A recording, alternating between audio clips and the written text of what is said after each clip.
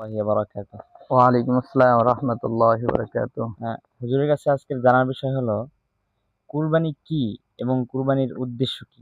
এটা যদি জানাইতেন ভিউয়ার্সদের এবং আমাদেরকে, তাহলে আমরা উপকৃত হতাম।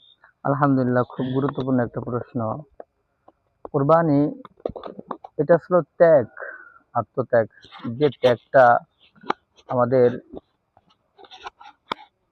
মিল্লাত আবিকুম ইব্রাহিম হুয়া সাম্মাকুমুল মুসলিমিন, যিনি আমাদের জাতির পিতা ইব্রাহিম আলাইহিস সালামের থেকে আল্লাহ তাআলা কুরবানিটার একটা পরীক্ষা নিয়েছেন।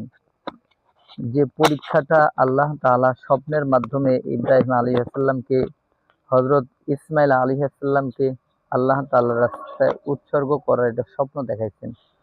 তো নবীদের স্বপ্ন এটা আসলে ওহী। তো আল্লাহ তাআলা এই ওহীর মাধ্যমে হযরত ইব্রাহিম আলাইহিস সালামকে একটা পরীক্ষা করছেন। তো ইব্রাহিম আলাইহিস সালাম আল্লাহ তাআলার এই পরীক্ষায় পাশ করছে। তো আল্লাহ তাআলা পরীক্ষায় পাশ করার পরে আল্লাহ তাআলা কোরআনে কারিমে বলেন, লা ইয়ানালাল্লাহু লুহুমুহা ওয়ালা দিমাউহা ওয়ালাকিন ইয়ানালুহুত তাকওয়া মিনকুম, যে তোমরা যে কুরবানির পশুটা জবাই করো, কুরবানির যে পশুটা, এই পশুর লুহুমুহা মানে আসলে মাংস, এইটা তোমরা কোরবানির পশুটাকে জবাই করার পরে এই মাংসটা আমি তোমাদের নিকটে চাই না। ওয়ালা দিমাউহা, তোমাদের রক্ত ঝরাইতেছো, এটাও আমি তোমাদের নিকটে চাই না। ওয়ালাকি ইয়ানালুহুত তাকওয়া মিনকুম, আমি প্রত্যেকটা বান্দা বান্দির তাকওয়াটাকে আমি বেশি প্রাধান্য দিই। তো আলহামদুলিল্লাহ, যেহেতু এটা একটা তাকওয়ার বিষয়, যে ব্যক্তিগুলো যে উৎসর্গটা করবে একমাত্র আল্লাহ তাআলার জন্য করবে, যে পশুটা জবাই দিবে, এই পশুটা জবাই দিবে কার জন্য? একমাত্র আল্লাহ তাআলার জন্য। যখন আল্লাহ তাআলার জন্য করবে, তখন আল্লাহ তাআলা খুশি হবে।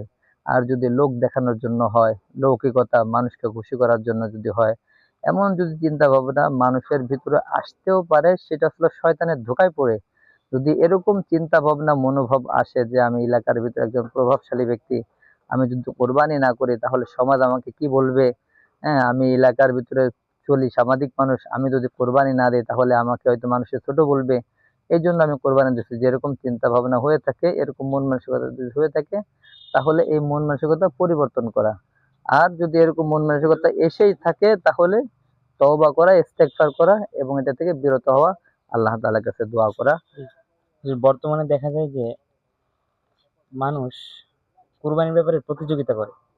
যেমন একজন 3 লাখ টাকার গরু দিছে, আমি যদি 4 লাখ টাকার গরু না দিই তাহলে কেমন দেখা যায়? এইভাবে যে করে যদি কোরবানি দেয় তাহলে কি কোরবানি হবে? এভাবে যদি করে পাল্লাপাল্লি করে, তাহলে ওই যে তাকওয়াটা, তাকওয়া